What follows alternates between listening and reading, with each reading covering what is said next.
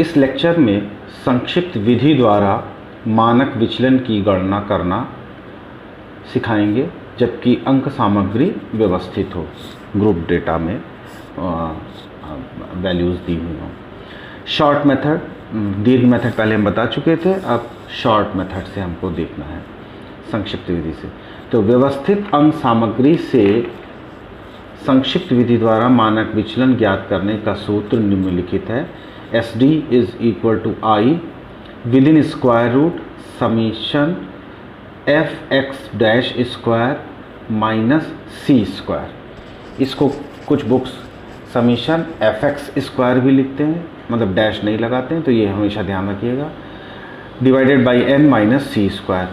I is equal to I summation fx square को summation fd square भी कहते हैं, fd स्क्वायर अपॉन n, और c की वैल्यू होती है समीशन fd बाई n का होल स्क्वायर। c की वैल्यू होती है करेक्शन, अभी आगे लिखेंगे।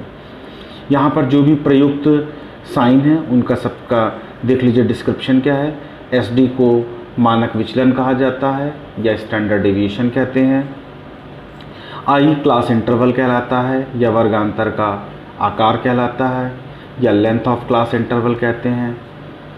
समीशन fx स्क्वायर और समीशन fd स्क्वायर और समीशन fx डैश स्क्वायर या इसी को कहते हैं समीशन fx प्राइम स्क्वायर, सभी का मतलब एक है।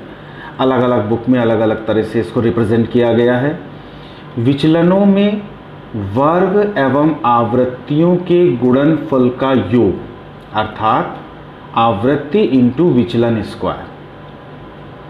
इसको इस तरह से भी कह सकते हैं, sum of the product of the frequencies and square of deviation, that is frequency multiplied by deviation square. Summation fx और समीशन fd आवृत्तियों एवं विचलनों के गुणनफल करिए और उसके बाद उन सबका योगफल, तो आवृत्ति इंटू विचलन। इसको इस तरह से रिप्रेजेंट करते हैं, इंग्लिश में इस तरह से कहते हैं, sum of the product of frequencies and deviations, that is frequency multiplied by deviation.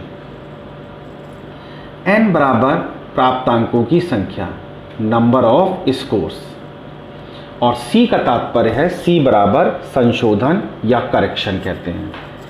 संशोधन का सूत्र यहाँ पर लिखा हुआ है, c is equal to fx by n या समीशन fd बाई n भी कहते हैं। तो c स्क्वायर क्या हो जाएगा, या तो समीशन fx बाई n का होल स्क्वायर और या समीशन fd बाई n का होल स्क्वायर। तो ये हो गया फॉर्मूला। उसके बाद मानक विचलन की गणना के चरण क्या हैं, स्टेप्स क्या हैं। तो हालांकि ये स्टेप्स जब एक सम सॉल्व करेंगे तो ज़्यादा क्लियर होता है, लेकिन फिर भी देख लेते हैं क्या करते हैं। सबसे पहला स्टेप है, सर्वप्रथम वितरण में से किसी एक वर्गांतर के मध्य बिंदु को कल्पित मध्यमान एज्यूम मीन मान लेते हैं। एज्यूम मीन कल्पित मध्यमान, तो उसका अपने से 0 हो जाएगा, आगे भी बताते हैं। दूसरा स्टेप है, इस कल्पित मध्यमान से वर्गों का विचलन x और d से रिप्रेजेंट करते हैं, x और d को ज्ञात करते हैं। कल्पित मध्यमान एज्यूम्ड मीन वाले वर्गांतर का विचलन 0 होगा, अपने से अंतर उतना ही 0 होता है, क्योंकि यहाँ पर मध्य बिंदु एवं कल्पित मध्यमान का मान एक समान है। अब इस 0 मान से वितरण के जिस ओर मध्य बिंदु बढ़ते हों, जिस ओर मध्य बिंदु बढ़ेंगे उस ओर क्रमशः +1 +2 +3 लिखते जाते हैं। मतलब क्लास इंटरवल बढ़ेगा तो मध्य बिंदु भी बढ़ेगा, तो जिस तरफ हायर क्लास इंटरवल के होंगे उस तरफ +1 +2 +3 लिखते हैं। तथा 0 से जिस ओर मध्य बिंदु घटते हैं, मध्य बिंदु घटेगा तो क्लास इंटरवल घटेगा, तो जिस तरफ मध्य बिंदु घटता है या क्लास इंटरवल घटता है उस ओर ऋणात्मक विचलन -1 -2 -3 -4 आदि लिखते हैं। तीसरा स्टेप क्या है, ये स्टेप थोड़ा सा लंबा है। तीसरा स्टेप क्या है, f तथा उसी वर्गांतर के x या d का गुणा करके fx या fd ज्ञात किए जाते हैं, और इसका एक कॉलम बना लेते हैं fx या fd का। उसके बाद अगला स्टेप क्या है, धनात्मक fx एवं ऋणात्मक fx अथवा ft के योग का अंतर प्राप्त करके fx अर्थात f या समेशन fx या समेशन fd का मान ज्ञात करते हैं।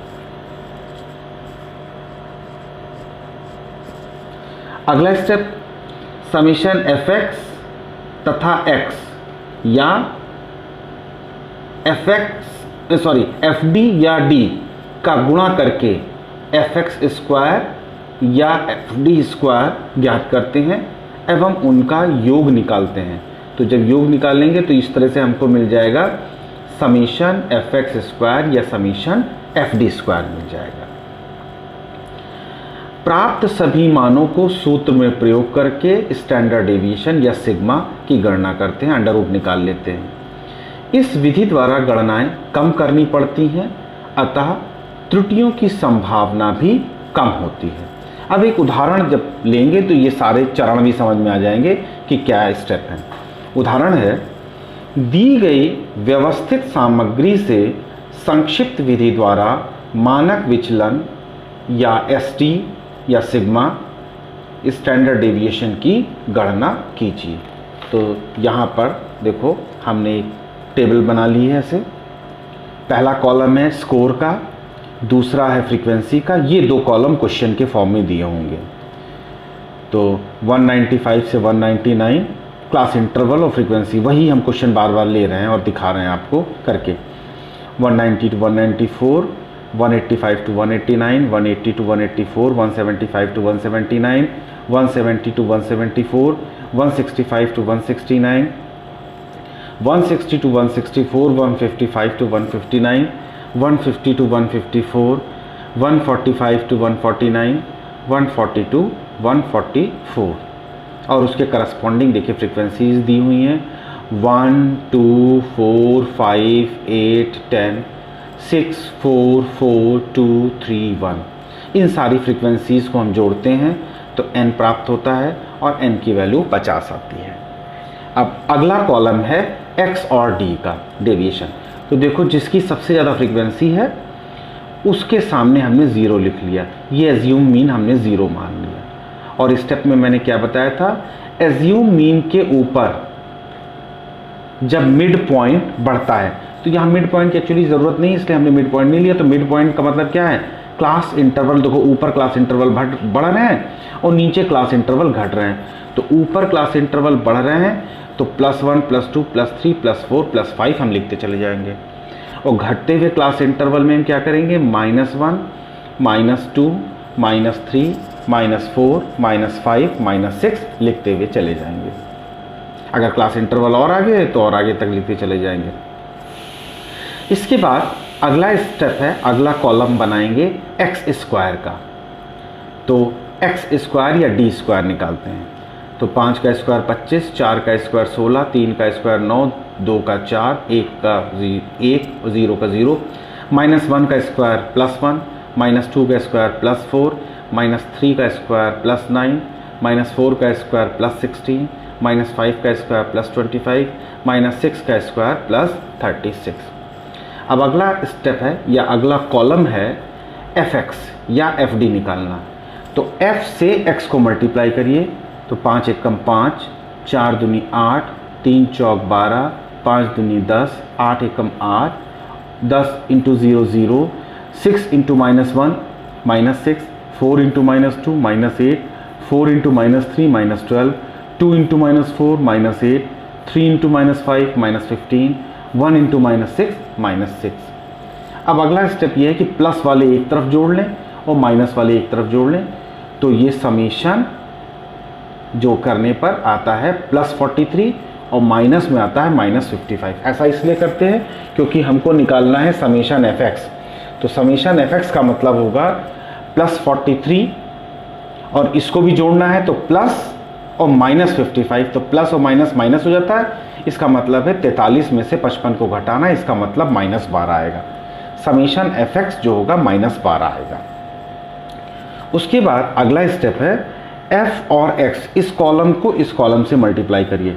तो 25 को 1 से मल्टीप्लाई करिए तो 25 ही आएगा, 16 को 2 से करिए तो 32, 9 को 4 से करिए 36, 4 को 5 से 20, 8 को 1 से 8, 10 को 0 से करिए 0, 6 को 1 से करेंगे 6, 4 को 4 से करेंगे 16, 9 को 4 से करेंगे 36, 16 को 2 से करेंगे तो 32, 25 को 3 से करेंगे 75 और 36 को 1 से करेंगे तो 36। अब अगला स्टेप है समीशन एफ एक्स स्क्वायर या समीशन एफ डी स्क्वायर। यहाँ पे ये भी लिखे दे रहे हैं समीशन एफ डी स्क्वायर भी इसको कहते हैं। तो ये वैल्यू जो आ रही है ये कितनी है, इसको जोड़ेंगे तो ये 322 आई है। ठीक है, इसको जोड़ लीजिएगा तो 322 आती है। अब अगला स्टेप है, आगे बढ़ते हैं। यहाँ पर क्लास इंटरवल देखो, ये सब में अंतर 5-5 का है तो क्लास इंटरवल 5 का हो गया है और एफ एक्स स्क्वायर की वैल्यू है 322, एन का मान है 50। इन सारी वैल्यूज़ को संशोधन वाले फॉर्मूले में रख दीजिए। तो समीशन एफ एक्स बराबर जो आता है वो तो आता है -12/50। देखो समीशन एफ एक्स -12 है, एन का -50 है, तो -12/50 की वैल्यू होती है -0.24 और 0.24 का स्क्वायर होता है 24 का स्क्वायर 576 होता है, तो 0.0576 है और माइनस का स्क्वायर जो होता है प्लस हो जाता है, तो ये वैल्यू आ गई सी की। सी स्क्वायर ये हमको मिल गया। Using these values in the formula, ये फॉर्मूला है एस डी का, S D is equal to I under root summation F X square upon N minus C square. Summation F X square मैंने देखो यहाँ निकाला 322, एन की value 50 है, minus 0.0576 ये वैल्यू हमने रख दी। उसके बाद आगे देखो मैं सॉल्व करता हूँ। ये है S D is equal to 5, class interval 5 है, तो 322/50 था तो इसको हमने लिख दिया 32.2/5 और माइनस 0.0576। फिर इसको 5 से डिवाइड किया तो ये आ गया 6.44 माइनस 0.056। फिर 6.44 से माइनस 0.056 घटा दिया। देखो मैंने राइट हैंड साइड पे इसको दिखाया है, तो ये वैल्यू आती है 6.3824। अब अगला कार्यक्रम ये है, अगला स्टेप ये है कि 6.3824 को वर्गमूल निकालेंगे। तो राइट हैंड साइड से जोड़े बनाइए, तो 24 एक जोड़ा बन जाएगा, 38 एक जोड़ा बन जाएगा, फिर डेसिमल है, डेसिमल के बाद 6 है तो ये सिंगल बनेगा। अब 2 बार जाएगा, 3 बार जाएगा नहीं, क्योंकि 3 3 9 बड़ा हो जाएगा 6 से, और 1 एकम 1 बहुत छोटा है, तो 2 दूनी 4, 2 यहाँ लिखा, 2 यहाँ लिखा, 2 यहाँ लिखते हैं और 2 दूनी 4 ये करा, सब्ट्रैक्ट करा तो 6 में से 4 गया, 2 बचा, 2 + 2 जोड़ लिया, ये 4 आ गया। और ये 2 अंक क्योंकि और डेसिमल लगा दिया, ये 2 अंक क्योंकि डेसिमल के बाद जो होते हैं तो डबल डबल अंक उतारे जाते हैं, 2 अंक उतार लिए। उसके बाद क्या करा, अब हम ऐसी संख्या देखते हैं कि जिसको लिखने पर और उसको उसी से मल्टीप्लाई करने पर उसकी वैल्यू 238 से कम हो, तो ऐसी संख्या 5 है। तो 45 को 5 और 5 यहाँ लिखा, तो 45 को 5 से मल्टीप्लाई करेंगे तो 225। देखो करा ये जाता है जिससे हम मल्टीप्लाई कर जो जितनी बार जाएगा वो यहाँ लिखा, वही यहाँ लिखते हैं, वही यहाँ लिखते हैं। इसको इससे मल्टीप्लाई करके यहाँ लिखा जाता है और इसको जोड़ के यहाँ लिखते हैं। तो 45 + 5 50 हो गया और 225 को 238 में से घटाया तो 13 बचा। अब अगला स्टेप है कि इसको 24 उतार लिया। अब कितनी बार जाएगा तो देखते हैं, 1324 है तो 2 बार चला जाएगा, 502 × 2, 3 बार जाएगा नहीं तो 2 बार गया। तो फिर देखो 2 से मल्टीप्लाई किया तो ये आ गया 1004 और 2 जोड़ा तो आ गया 504, इसको घटाया तो 320 आया। अब आगे नहीं अंक है तो डबल ज़ीरो हम बढ़ा सकते हैं और वैल्यू निकालने के लिए। अब ये 6 बार चला जाएगा तो ये हो जाएगा 5046। 6 से मल्टीप्लाई करेंगे तो 6 × 36 और 6 × 24 और 3 × 27 और 6 × 5 = 30, तो 30,000 आ गया। तो इसकी वैल्यू आ गई। अब आगे हम नहीं करते, बहुत ज़्यादा हो गया, 3 अंक तक आ गए डेसिमल के, तो ये वैल्यू आ गई 2.526 और 2.526 को मल्टीप्लाई करिए 5 से तो ये आता है 12.63। तो इस फॉर्मूले से, करेक्शन वाले फॉर्मूले से स्टैंडर्ड डेविएशन जो है वो ये आ गया हमारा, स्टैंडर्ड डेविएशन की वैल्यू ये आ गई, ये आंसर हो गया। अब एक और अगला फॉर्मूला है, उससे देख लीजिए।